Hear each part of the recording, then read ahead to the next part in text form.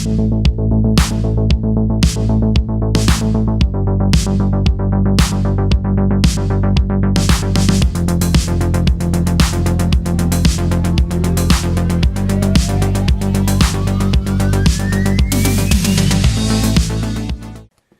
this is Jonathan with Spoonemoore, and this is Dale from Seed to Spoon, and we're going to talk about how to grow your own food. Hey, this is Jonathan with Spoonemoore, and this is Dale from Seed to Spoon, and we're going to talk about how to grow food with their free mobile app. So, Dale, tell me about the Seed to Spoon that you have going on. What does that look like, and how people can use it? Yeah, so From Seed to Spoon is a mobile app that my wife and I developed that makes growing food simple. So we started growing food in 2015, and when we started, we knew nothing about gardening, and we were very overwhelmed by all of the information out there. And over the course of 3 years, we transformed our yard, from a basic urban lawn into pretty much every square inch of it being something related to being a garden. And through that process, we learned a lot. And we wanted to make it simple for other people to do the same thing. So we made our From Seed to Spoon app to do that. So it will walk you through how to grow 80 different foods. It gives you planting dates that are customized based on your GPS location, and that works anywhere in the country. It'll show you all the plants that grow well next to each vegetable, as well as what does not grow well next to each one. It gives you all the information. It shows you the pests that attack each vegetable and shows you how to handle them. And then we have a blog, a YouTube channel, where we're putting out content every week, and it pulls in that content into the app, and it's customized for that plant. So if you're looking at beans, you're going to see all the blog posts and videos that are related to beans. So yeah, that's what our app does. And we also just landed a partnership with Burpee, one of the largest seed companies in the country, to pull in all 1,500 varieties of their seeds and plants from their website.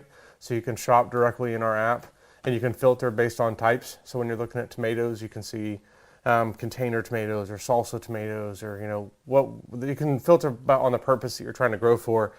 And then lastly, my wife is a nurse, and one thing that she is passionate about is helping people understand how they can overcome health issues through plants. Yeah. So a feature that we have in the app is you can filter the growing list based on 26 different health issues like diabetes or memory or anxiety and depression, and it'll show you the plants that help with those issues, and then it gives you a path to start on when you're growing to know where you should start. That's awesome. So I'm not sure if you said this, but when did you actually start Seed to Spoon? And kind of, obviously the why was, part of it was to grow in your backyard and kind of help people out that, but kind of expand on the when you did and the why. Yeah, so we started From Seed to Spoon. So we started our garden in 2015. Okay. And then the first year we had some success, but we went through a lot of transition that first year. The second year, we really figured things out. We were having a lot of success, and that was what led into November of 2016, which you may recall was the election. And I'm not getting down political road at all. I would just say that I was waiting in line to vote, and I felt very overwhelmed because I did not want to vote for any of them, and I was just at a loss. I was thinking, what are we doing here? And I didn't like all of the animosity that I felt around me, and that's where I was. And I felt like in that moment I was asked a question, what are you doing to solve the problem? And I had no answer for that. And that was where the idea of Seed to Spoon came from, was we wanted to take all of this stuff we had learned about how to grow food, and then take my lifetime of tinkering with computers and learning how software works to build something to make it easy for other people to grow food. And that was the way that we could deal with the chaos in the world. Before Seed to Spoon, I would stay up late at night reading every news site I could find, trying to stay up to date with everything that was going on in the world, and it led to no good happening for anybody. Yep. And the day of the election, we redirected all of that energy into learning how to code and building our app and making it simple for other people to grow food. So that was where the idea came from, and yeah. There is something beautiful, because I remember I was telling you about just when I grew up and growing up on a garden, and my parents had a garden, and just getting your hands dirty despite do I really want to be doing this? Is my parents making me do this? But there's something about getting your hands dirty and just getting in there and then from planting that seed to seeing that progress where you actually grow and you see the harvest from it and growing from that.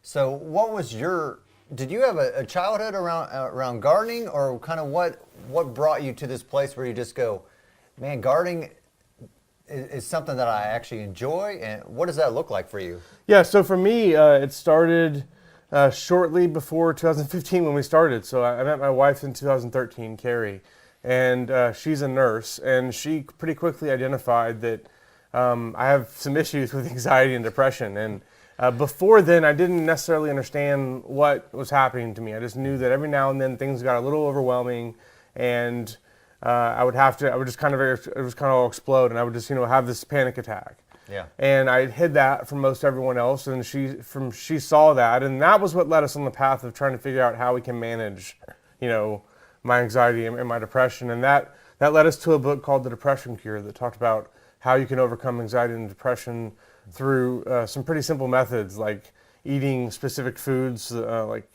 spinach and kale that are high in magnesium and calcium, drinking a lot of water, getting a lot of exercise, being mindful of the current moment, and not getting too obsessed about what may have happened in the past or worrying about what could happen in the future. And some of those other core ideas. And that book resonated with me, and we decided we would take a shot at trying it. And pretty early on, we were spending a lot of money on spinach and kale. And that was when the idea, kind of came of that.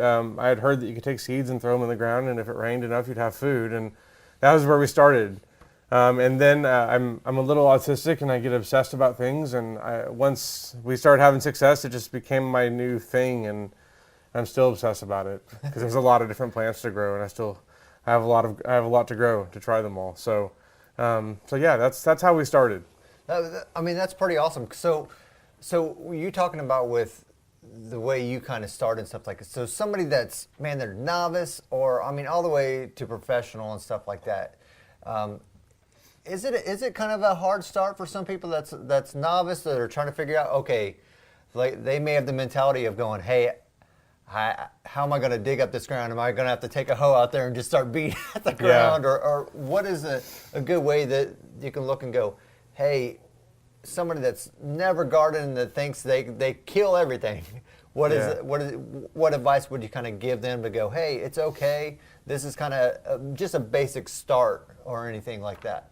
Yeah, well, so first off, I'll say that you don't have to grow in the ground. There's a lot of other ways you can grow, so I'm sure you've seen container gardening. There's been some advancements made in that area. So Smart Pots are a company that's based here in Oklahoma City. They make these containers that are made out of fabric. And you can just lay them out, fill them with soil, and then start planting. And the nice thing about them is the fabric is breathable through the sides, so plants are able to take in oxygen through the side as in addition to through the top like they normally do. And what it leads to is supercharged growth. And we've had plants we've grown directly beside our raised beds compared to the Smart Pots, and we've seen really good growth. And it also has some benefits because it makes your plants more portable. So they're in this little container you can move around.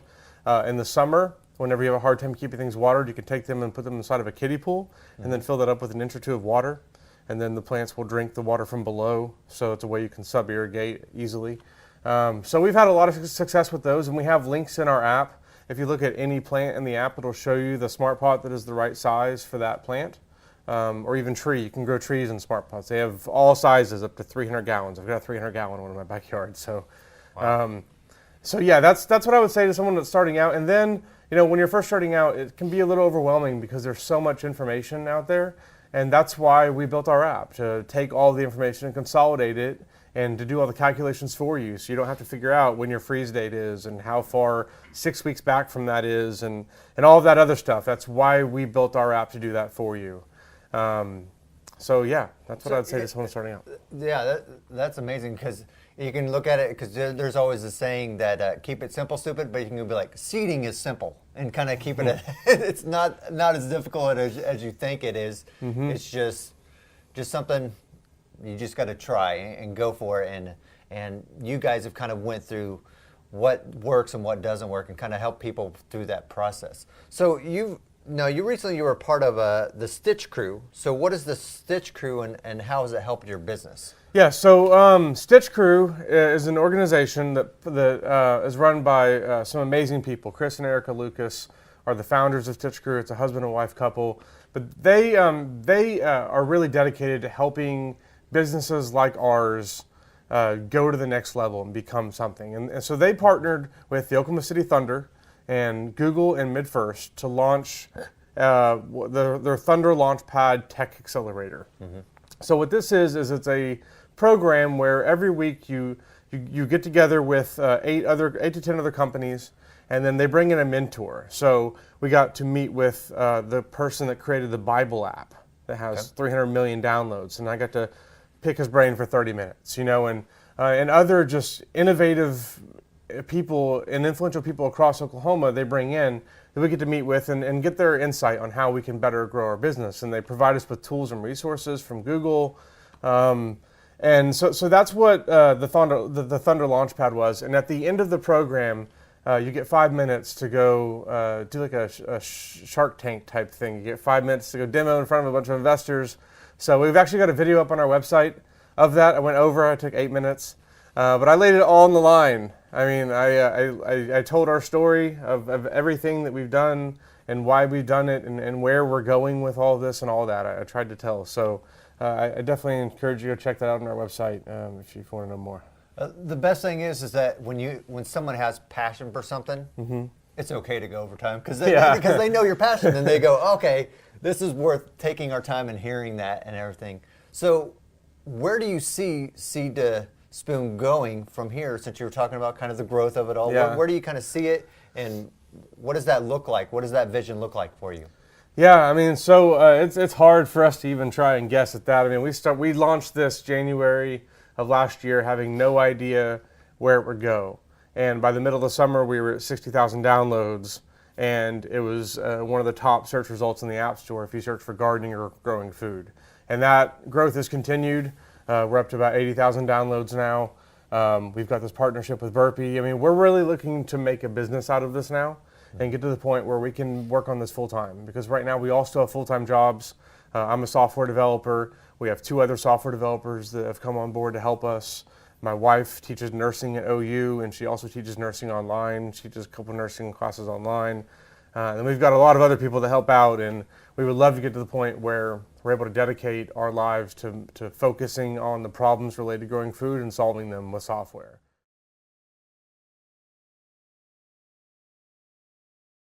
When you were talking earlier just kind of about yourself and some anxiety and everything like that. How do you see that with your business toward other people, and how can that help them, and kind of what does that look like there? So one thing I'm passionate about is trying to make a difference beyond just the software side of just the app. I feel very lucky and privileged that I was able to find the career that I have with software development, and I would love to have an opportunity to help other kids that are like me find that path as well. So I do go to schools around Oklahoma from time to time, and I talk about coding and gardening and things along those lines. But really, our big vision was Seed to Spoon. So if this becomes a big success and it's bought out by some company or it becomes our full-time job, whatever, our goal with this is we would love to provide an opportunity for schools and kids in Oklahoma to see where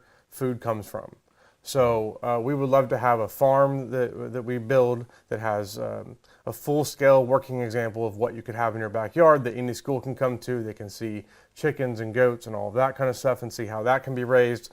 And just so kids get an idea of where food comes from. And then if we get successful enough, we would love to really have a place to make an impact by providing a home for kids that are on the spectrum, especially, but any really troubled kid to come and live and provide an environment where they can learn how to garden, but then also teach them touch skills and teach them how to code and things like that, because I really believe that the jobs of the future are all going to be related to computers and to automation and things of that nature, and the kids that are able to understand that are going to have a leg up, and they're going to have control over their future in a way, which is something that I feel grateful about with my career. So Dale, here's just a simple question. What is your favorite thing that you like to grow in the garden? So the answer to that is spinach, believe it or not. Really? Yeah, it was the first thing that I grew successfully and that I tasted out of the garden. And that really like was a light bulb moment for me, because before then I knew spinach as something that came out of a can, that was in the bottom of our pantry, that was there like my entire life. We never actually opened it. Popeye liked it. The joys of Popeye. I mean, Yeah. you can't go wrong with that. I mean, Yeah, that's why I honestly would take grass and put it in my mouth just to have that. Just to have that. We're like, I'm like Popeye. This is awesome. So yeah. Yeah. So that was all I knew about spinach. And then the first time that I tasted a fresh spinach leaf out of the garden, it changed things for me, because it has this kind of cool and crisp texture to it, and every variety has its own flavor. And for me, it tasted good, and I wanted more of it. And that was a moment for me where I started to realize that I'd been missing out on something. Until that point, I've been missing out on the spinach that I'd gotten at, the Subway sandwich shop, whichever, did not have that same flavor, and I'd been missing out. And that snowballed into every other thing that I grew, had the similar effect. So I still love spinach. It's super easy to grow, and you can grow it all winter, so that's kind of cool about it. That's one reason why I really like it, because even right now it's freezing outside, but I can go in my garden, I've got spinach everywhere. So even in the winter, whenever nothing else is going, you can still have spinach and kale.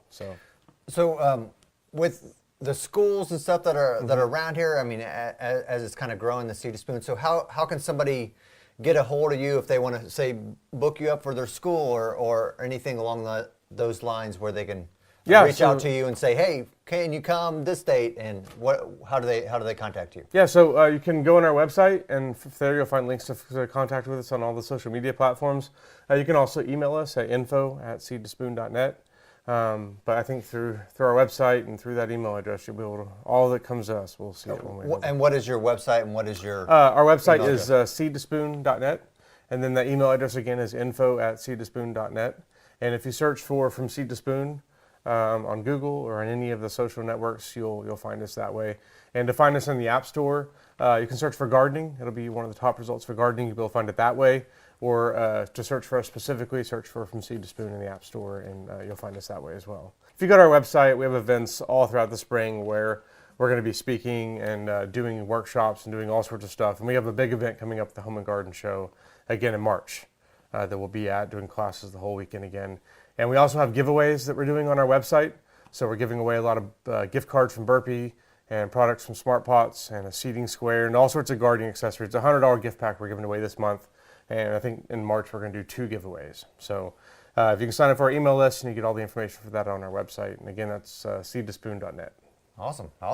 Well, hey, man, that sounds great. All right, thanks for having me. Yeah, this is Jonathan and Del from Seed to Spoon, and we want you to explore more. Thanks for watching.